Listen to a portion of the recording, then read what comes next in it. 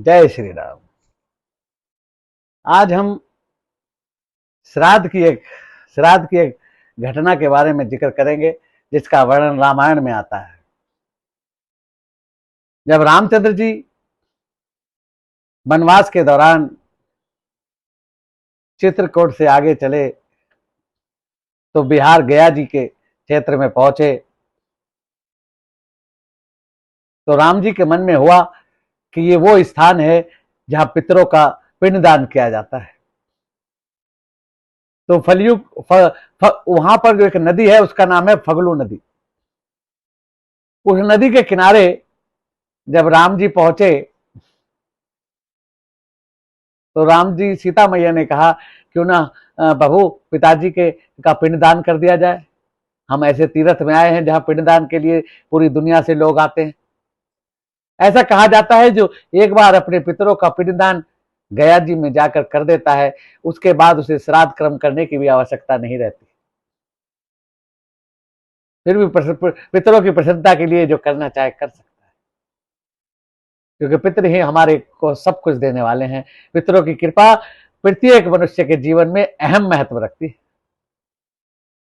तब राम जी ने देखा, सीता जी से कहा आपके पास कुछ व्यवस्था है?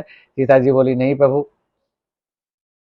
तो राम जी बोले आप यहां नदी के किनारे बैठो, मैं और भैया लक्ष्मण जाकर कुछ व्यवस्था करते हैं, कुछ सामान लाते हैं, फिर किसी ब्राह्मण के द्वारा पिंडदान किया जाए करेंगे। और भगवान राम और लक्ष्मण गया जी के शहर में अंदर चले गए कुछ व्यवस्था करने के लिए। इतने में क्या हुआ, भगवान को काफी विलंब हो गया वापिस आने में। इतने में फगलू नदी के अंदर राजा दशरथ जी का हाथ बाहर आ गया। और जब हाथ बाहर आ गया तो राजा दशरथ की आवाज आई कि पुत्री मुझे भूख लगी है, पिंड दे। सीता जी बहुत चिंतित हो गई कि मेरे पास कुछ नहीं है, मैं क्या करूं। तब सीता जी ने, वहां पर एक ब्राह्मण बैठा था, सीता जी ने उस ब्राह्मण से पूछा कि मेरे पिता ससुर कहते हैं मुझे जल्दी पिंडदान दे, मेरे पति है नहीं, व्यवस्था के लिए गए हैं, अब ऐसी अवस्था में मैं क्या करूं। ब्राह्मण ने कहा बेटी ऐसा कर, ये फगलू नदी के रेत का ही, इसके किनारे का जो रेत है इसका ही एक पिंड बना और पिंड का दान कर दे। ब्राह्मण ने मंत्र बोला और उन्होंने पिंडदान हो गया, फगलू नदी में कर दिया।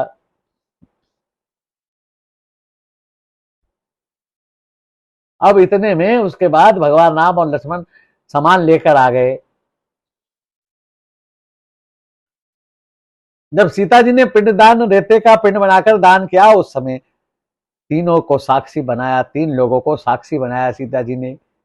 किस किस को? ब्राह्मण से कहा देखो तुम्हारे सामने मैं पिंड का दान कर रही हूं। वहां पर एक गाय मौजूद थी, गाय माता से कहा गाय माता एक पिंड मैंने आपको दिया, अर्पण कर रही हूं, आप भी इसकी साक्षी हैं कि मैंने पिता ससुर को पिंड दान किया है।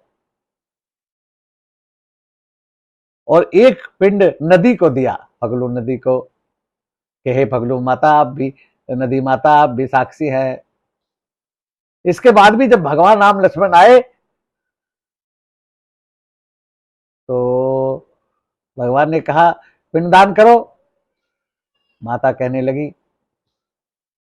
कि पिंडदान तो मैंने कर दिया, क्योंकि पिताजी का आवाज आई और मैंने कहने लगे मुझे पिंडदान करो, मैं भूखा हूं, मैं रुक नहीं सकता, तो मैंने रेते का पिंड बनाकर दान कर दिया और ये तीनों साक्षी आप प्रभु पूछ लो। भगवान ने ब्राह्मण से पूछा। ब्राह्मण ने सोचा इसने रेते का पिंड दान किया है और मुझे कुछ दिया ही नहीं, ये कोई दान होता है? ब्राह्मण मुकर गया, झूठ बोल दिया। तब सीता माता कहने लगी मैंने गाय को भी साक्षी बनाया है, इसको भी एक पिंड दिया है। गाय माता भी मुकर गई। गाय सोचने लगी रेते से क्या मेरा पेट भरता है, मैं तो आटे का पिंड लूंगी। तो गाय माता भी मुकर गई कि इसने कोई पिंड नहीं दिया। अब सीता माता ने कहा हे फगलू माता मैंने आपको साक्षी मानकर अपने पिता ससुर को पिंड का दान दिया था। आप तो सच सच बताओ। पगलू माता कहने लगी, नहीं, कोई पिंडदान नहीं दिया।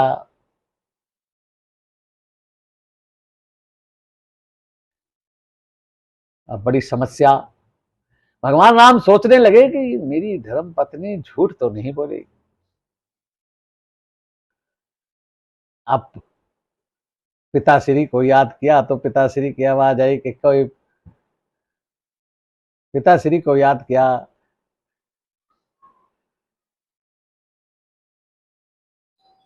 पिता ने कहा, इसने रेते का पिंडदान किया है।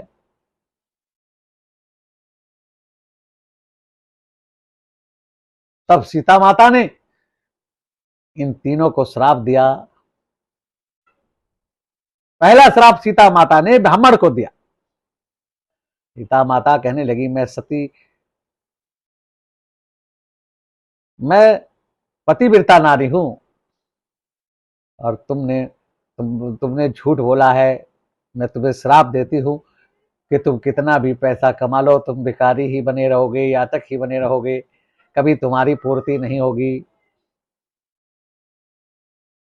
इसके बाद सीता माता ने गाय को श्राप दिया